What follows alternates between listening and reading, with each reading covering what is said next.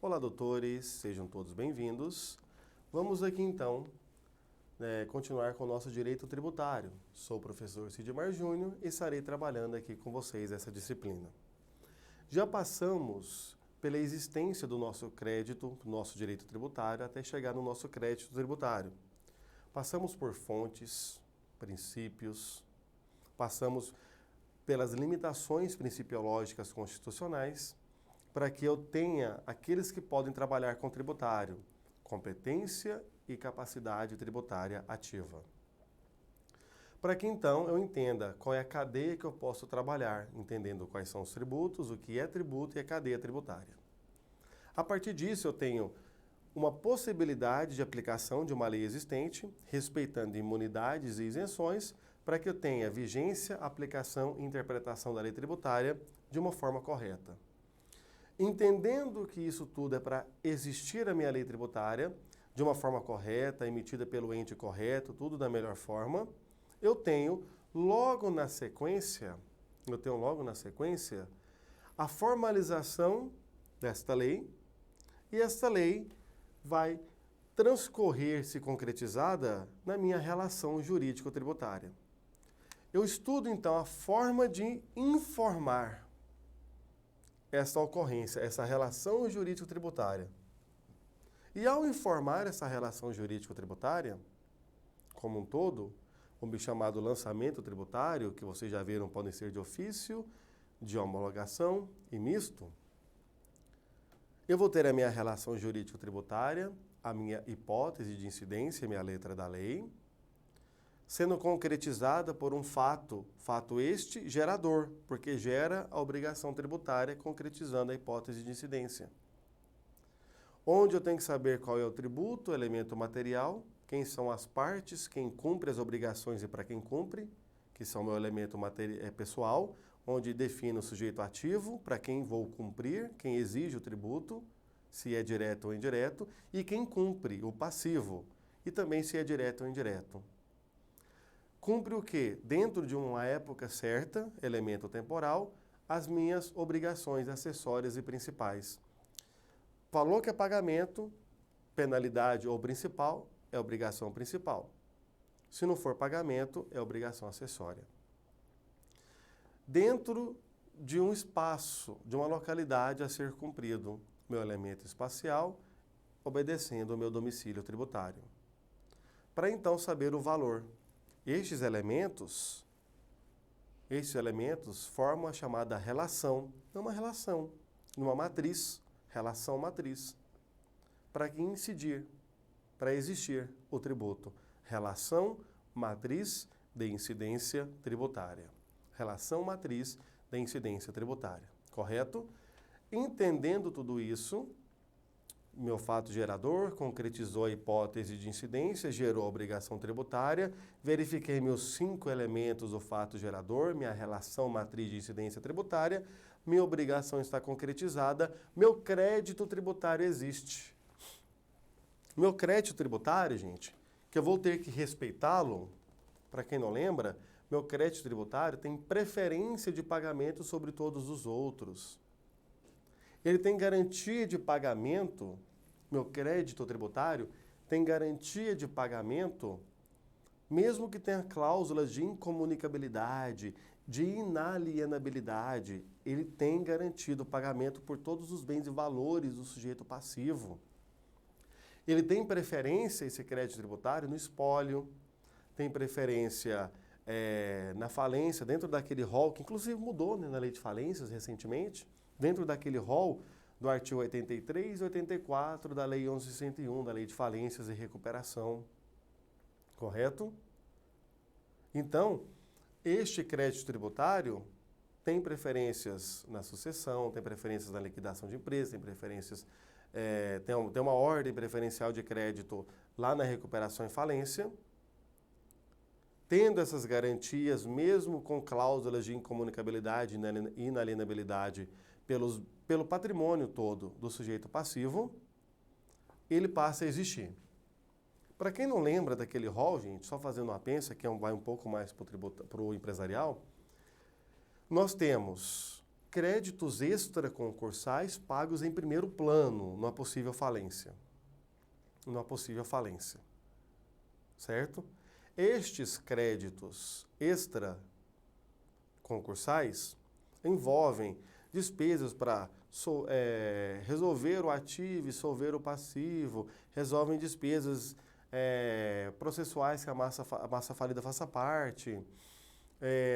E dentre elas, inseriu-se na 14.112, na Lei 14.112 de 2020, inseriu-se o crédito tributário de tributos, né, que ocorreram após a decretação da falência, porque a empresa ainda pode continuar por um tempo para terminar essa realização do que tem de ativo para tentar pagar o que puder de passivo.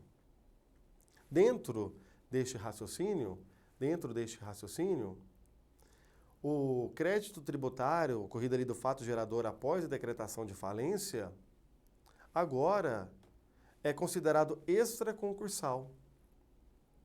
Então, se aquele crédito tributário ocorreu após a decretação da falência, ele vem lá no topo, como extraconcursal. Depois disso vem créditos trabalhistas até 150 salários mínimos, o que passar disso é quirografário, que é crédito comum, e de acidente de trabalho. Depois daqueles créditos que decorram, que tenham alguma garantia real, depois nós não temos mais privilégios, né, especial e geral. Depois nós temos os créditos tributários. Depois os quirografários comuns. Então, o tributário está ali, ó, atrás de quem tem garantia real e está atrás dos trabalhistas até 150 salários mínimos e decorrente de acidente de trabalho. Os tributários comuns, os decorridos após decretação de falência, lá no topo, como extraconcursal. Está na nova lei de falências. Depois nós temos os créditos subordinados, as multas, inclusive multas tributárias, créditos subordinados e os chamados juros, ocorridos também após a decretação da falência. Também situação nova, não existia isso antes, da questão dos juros. Foi inserido com a nova lei de falências. Aqui você vê, nesse rol rapidamente que eu falei para vocês, pegando emprestado dos artigos 83 e 84 da Lei 11.101 de 2005, que foi modificada pela 14.112 de 2020, nós temos o nosso novo rol de créditos da falência. Então, lembrando disso, você sabe a ordem preferencial de crédito na falência, do crédito tributário, sabe que ele tem preferência numa liquidação, num espólio, numa sucessão empresarial e que ele é garantido por todos os bens do sujeito passivo, como regra geral. Só se a lei falar o seguinte, este bem é absolutamente impenhorável, para ele não garantir o crédito tributário. É aí que o CTN define o que é preferência, garantia e exigibilidade do crédito tributário. A partir do momento que nós entendemos essa preferência, essa garantia e essa exigibilidade, nós temos que verificar se ele ainda é exigível. Com isso, no primeiro momento, nós já analisamos se ele está suspenso. Nós falamos os casos de suspensão para os senhores. Num segundo momento, nós falamos sobre se o fato de ele estar ou não estar excluído, se tem exclusão do crédito tributário. E agora, nós vamos falar sobre ele estar extinto, sobre os casos de extinção do crédito tributário. Se ele não estiver suspenso, não estiver extinto, não estiver excluído, dentro dessas preferências, desse rol que eu acabei de falar para vocês, né, dessas garantias do crédito tributário, ele vai ser exigido pela administração. E sendo exigido pela administração, pode ser que se tenha medidas administrativas ou medidas judiciais. Correto? Aí a gente entra no processo tributário. E aí a gente tem que estudar os impostos em espécie para fechar esse estudo tributário como um todo. Não é mesmo? Quais são os casos de extinção? Vamos resumir. Os casos de suspensão estão lá no 151 do CTN. Os casos de exclusão estão lá no 175 do CTN. Os casos de extinção estão no 156 do CTN. Em muitos casos de extinção envolvem pagamentos, então o nome é autoexplicativo, né, gente? Ó, eu tenho pagamento, eu tenho o pagamento quando ele tem lançamento por homologação, eu tenho dação em pagamento, no caso o CTN aceita bens imóveis, eu tenho pagamento, dação, tenho a compensação para pagamento, eu tenho possível consignação para esse pagamento, eu tenho possibilidade de negociar transação para esse pagamento e tenho possibilidade de ter um perdão, uma remissão deste pagamento. E, além das formas de pagamento, eu tenho transcursos de prazo, que são a prescrição e a decadência.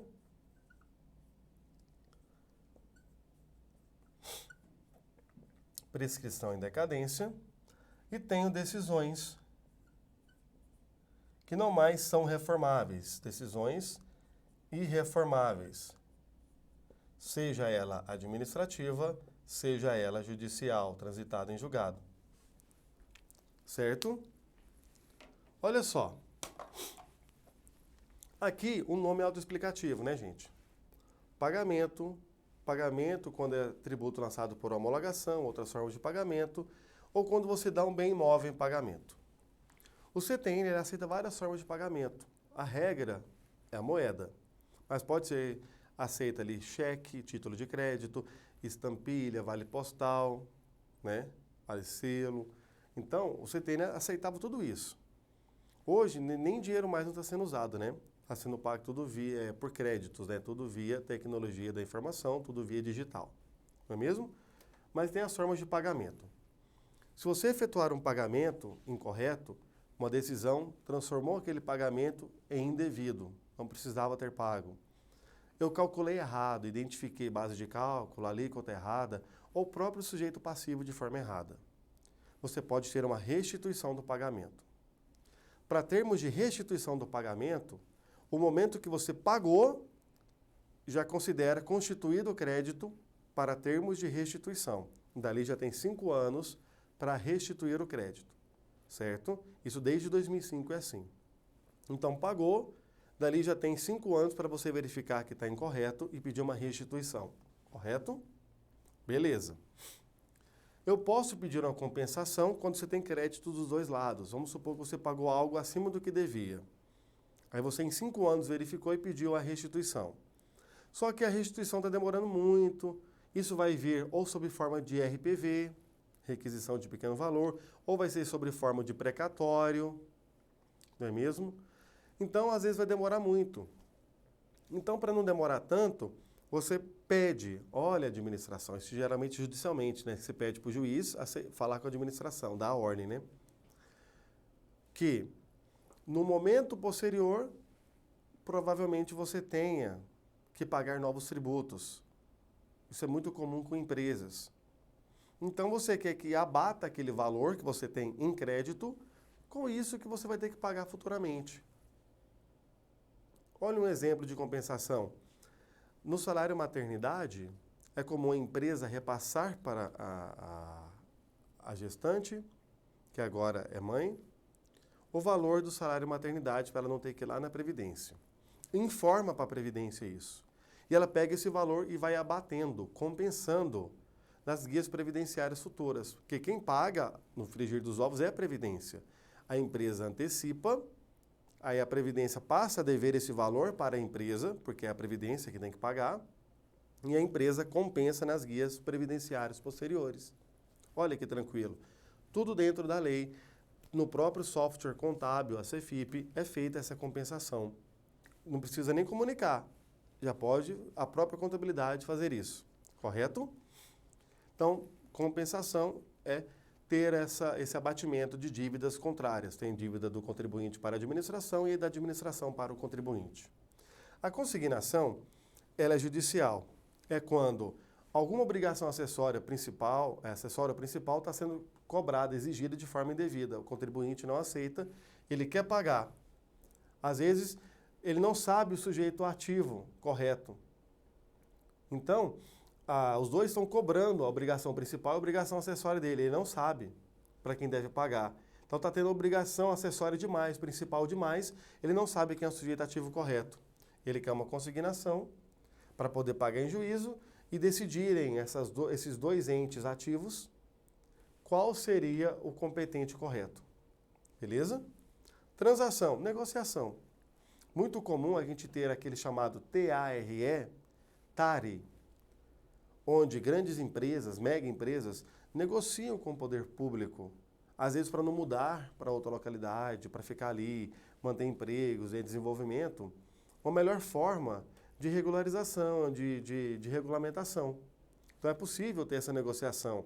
Um pouquinho o contribuinte cede, um pouquinho o poder público cede, chega numa nova dívida, num novo crédito tributário a ser pago a posteriori. É a transação, a negociação. A remissão, gente, é o perdão. Pode ser pelo valor, pode ser pela localidade, pode ser pelo contribuinte para estimular, pode ser por uma série de situações que o poder público ache, né? Porque às vezes dá remissão para uma localidade toda, para estimular aquela localidade a se desenvolver em épocas pandêmicas. Então o poder público pode perdoar certas dívidas tributárias por certas determinações. Geralmente é para desenvolver a localidade, por situações excepcionais, pelo valor muito pequeno do tributo, para ajudar a população, dependendo da situação. Então, posso ter o perdão. E é um perdão com 2 S's, né? A remissão. É sem ônus, né? Contrário. Fosse com C cedilha, teria uma imposição de ônus, uma contraprestação. Aqui não tem, com 2 S's. Correto? E tenho aqui decisões, né, gente? Irreformáveis, administrativas e judiciais.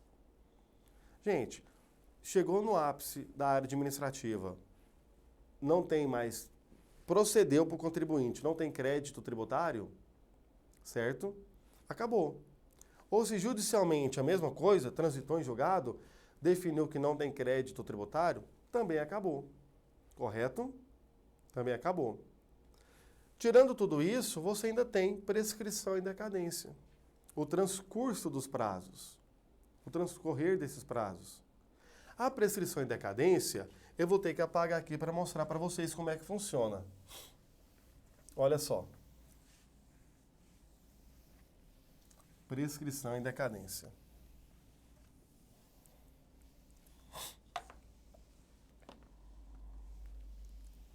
Prescrição e decadência. Vamos lá. A prescrição, gente, ela é de 5 anos. 5 anos. Só que a prescrição é de crédito tributário constituído. Certo? Crédito constituído. Enquanto que a decadência,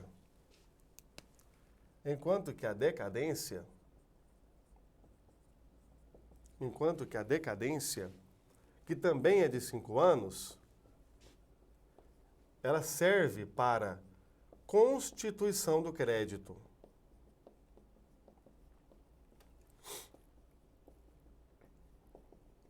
Certo? Por isso que na hora que nós falamos de lançamento, lá atrás, eu falei no lançamento de ofício, crédito constituído. Prescrição. Lá atrás, quando nós falamos que no lançamento misto, contribuinte já tendo a ação da administração, tem também crédito constituído. Lá no contribuinte que já tem a ação da administração no lançamento misto. Certo? Tem a ação do contribuinte e da administração no lançamento misto. Crédito constituído. Prescrição direta. A decadência, ela é quando não tem o crédito. Ou o lançamento, desculpem. Aí eu vou constituir o crédito. Então, a decadência, ela tem 3 marcos. Primeiro, do primeiro dia, exercício posterior,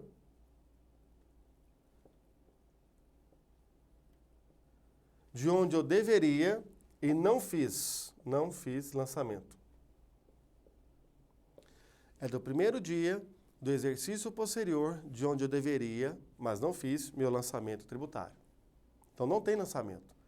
No segundo caso, é quando anulou o lançamento por algum vício formal. Anulou o lançamento por vício formal. Deixou de ter lançamento. Deixou de ter lançamento. E o terceiro ponto, que está no parágrafo único do artigo, a decadência está no artigo 173 do CTN e a prescrição está no artigo 174 do CTN. Correto? O terceiro ponto são dos atos para constituir o crédito. Ou seja, se eu estou tendo atos para constituir o crédito, indispensáveis para a sua constituição, quer dizer que não teve lançamento. Não tendo lançamento, decadência. Vou constituir o crédito em 5 anos. Aí eu constituí. Aí começa o prazo prescricional de 5 anos. Ok? Só que aí entra uma outra coisinha. Quando eu efetuar o lançamento, eu tenho um terceiro prazo, que é o de homologação. A homologação também é de 5 anos. Só que a homologação é lá do fato gerador. Ocorreu o fato gerador, lancei, considero a ocorrência do fato gerador o início do meu prazo de homologação. A corrente majoritária fala que se eu fiz a homologação, se eu lancei realmente, aquilo que eu lancei, ou seja, eu lancei falando que eu devo R$100. Aquilo que eu lancei, aqueles R$100 que eu lancei, está constituído, está ok. Aquilo que eu lancei está constituído, correto? Beleza. Então, se eu lancei, está constituído, eu não preciso constituir o crédito, então não teria que ter decadência. O STJ já decidiu, quando tem lançamento, o prazo de homologação aqui é decadencial. Tudo junto aqui, ó, desde o fato gerador. Então, homologação e decadência, quando eu lanço, já estão correndo juntos. E no que eu lancei, eu devo R$100. Pelo menos sobre esses R$100, já estou constituindo o crédito. A administração, ela pode verificar algo além, mas sobre esses R$100 já está tudo ok. Então, sobre esses R$100, já está correndo prescrição também, para boa parte da doutrina. Então, se eu lancei, a minha homologação já é decadencial, porque já teve lançamento, então não tem decadência. Inclusive, a súmula 555 do STJ fala isso. Tem decadência quando não tem lançamento tributário. Por isso que é importante saber as 3 formas de lançamento lá atrás. E se eu fiz o meu lançamento, estou no meu prazo de homologação, que é decadencial, daquilo que eu informei, está constituído para boa parte da doutrina, para boa parte dos conselhos administrativos tributários. Se está constituído, não há que se falar em prescrição. Desculpe, já está correndo junto a prescrição. É o contrário, já está correndo junto. Por quê? Eu lancei. Se eu lancei, não tem a decadência, então o meu prazo de homologação aqui é decadencial. E já estou constituindo o crédito, já tem a prescrição. Eu só vou falar em decadência quando tem lançamento, só em diferenças. Se eu lancei e tiver diferença, só se tiver diferença, só isso. Só se tiver diferença, aí da diferença é que eu tenho decadência. Porque eu lancei falando que eu devo R$100, correto? Devo R$100. Lancei e devo R$100. Esses R$100 está lançado, não tem ausência de lançamento, não tem decadência, então é homologação, já correndo ali o prazo decadencial, e já constituiu o crédito desses R$100, pelo menos em tese. Então, já estaria pelo menos para esses R$100 valendo a minha prescrição. Porém, nós temos outro raciocínio. E se na verdade não for R$100 só o que eu devo? for R$ 150. Então, de 100 para 150, eu tenho uma diferença de R$ 50. Para os R$ 50, é que eu tenho essa diferenciação, para os R$ 50. Os R$ 50 não foram lançados. Os R$ 50 não foram lançados. Não sendo lançados, então, esses R$ 50, é uma ausência de lançamento. Para os R$ 50, muita gente entende que é decadência. Tem gente que entende que não. Se tem diferença, mas teve lançamento, seria tudo aqui homologação e tal, não teria que mudar nada. Correndo com decadência e prescrição tudo junto. Mas o que vem ganhando força, inclusive é assim em Goiás, se não houver mudanças aí no futuro bem próximo, é da diferença eu ter decadência, porque não foi lançado. A diferença eu tenho decadência. Porque quando não tem lançamento é que eu falo em decadência, que eu vou constituir o crédito. 5 anos. E depois que eu constituir, começa a prescrição, com outros 5 anos. Pode ser que eu constitua com 1, com 2, com 3, o que for. Quando eu constituir, começa a prescrição. Agora, se eu lancei, aí já não tem decadência. A decadência já está aqui junto e o que eu lancei já está constituído, para muitos, tem vozes em contrário, já está também correndo a prescrição. Se eu lancei falando que eu devo R$ 100, já é homologação com decadência sobre esses R$ 100 e sobre esses R$ 100 já está constituído o crédito, já tem a prescrição. Ok. Mas e se na verdade eu lancei errado e devo na verdade R$ 150? Então a diferencinha ali de R$ 50. Então a diferencinha de R$ 50. Essa diferença, esses R$ 50, não foram lançados. Quanto aos R$ 100, foi lançado, está constituído para muitos, então tem prescrição, e esse lançamento já está sujeito à homologação, que já, por ter tido lançamento, já é decadencial tal prazo. Então, o prazo de homologação com decadência e prescrição para esses R$ 100 que eu lancei. Os R$ 50 de diferença não está lançado. Se não está lançado, esses R$ 50, sobre os R$ 50 eu teria que ter decadência. Quando eu constituir neste prazo de 5 anos essa diferença, aí para a diferença que vai começar a minha prescrição. Ué, professor, então, na verdade, sempre é decadência e prescrição, porque se eu já lancei sobre R$ 100, está correndo homologação, decadência e prescrição, e na verdade eu já lancei, então a prescrição é letra morta? Não, não é, porque eu posso lançar e não pagar. Né? Então, se eu lancei, é um prazo de homologação decadencial, tudo junto, porque eu já tive lançamento, então não tem que se falar em decadência. E tendo o lançamento, constituído o crédito, tem prescrição, porque eu posso lançar e não pagar. E se tem diferença, a diferença é um não lançamento. Aí, da diferença, eu tenho, para muitos, decadência. E depois que eu apurar a diferença, que tem 5 anos para isso, eu vou ter a minha prescrição. Correto? Se eu não tenho nenhum tipo de lançamento, aí é indiscutível. É decadência direto, vou apurar que eu não tive nenhum lançamento, vou apurar na íntegra este lançamento, ou se o lançamento foi anulado, né? Logicamente. E aí, de quando eu apurar, constituir o crédito, eu passo para a prescrição. Então, quando não tem lançamento nenhum, ou foi anulado, decadência direto. Depois, prescrição. 5 anos de cá, 5 anos de cá. E, se eu tive lançamento, a homologação, que já eliminou a decadência, porque teve lançamento, então a homologação com decadência junto, já está constituído naquilo que eu lancei, também está correndo prescrição. Em eventual diferença, é que eu vou ter da diferença possibilidade de apurar, e como ela não está lançada, seria uma decadência, e da decadência, depois de apurado, de constituído, que tem até 5 anos para isso, eu teria a prescrição de outros 5 anos. Mas daquilo que eu lancei, já estava correndo em separado. Homologação com decadência e com prescrição. Isso é só para diferença. Correto? Então, fiquem bem atentos a isso. Tem vozes em contrário? Tem muitas vozes em contrário. Tem muita diferença sobre isso. Tem muito debate.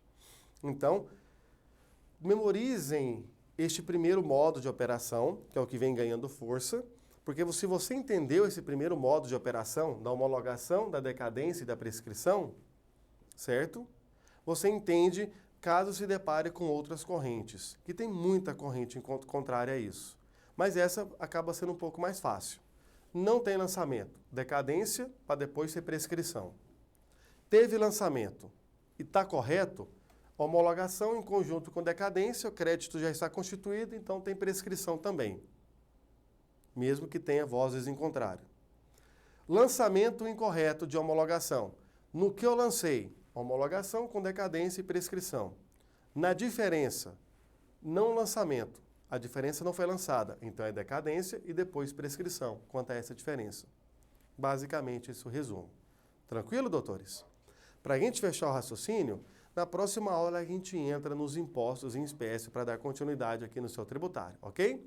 Continue nos estudos, resolva bastante questões aí de bancas como OAB e de concursos e até a próxima aí para a gente continuar os nossos estudos. Valeu e até mais!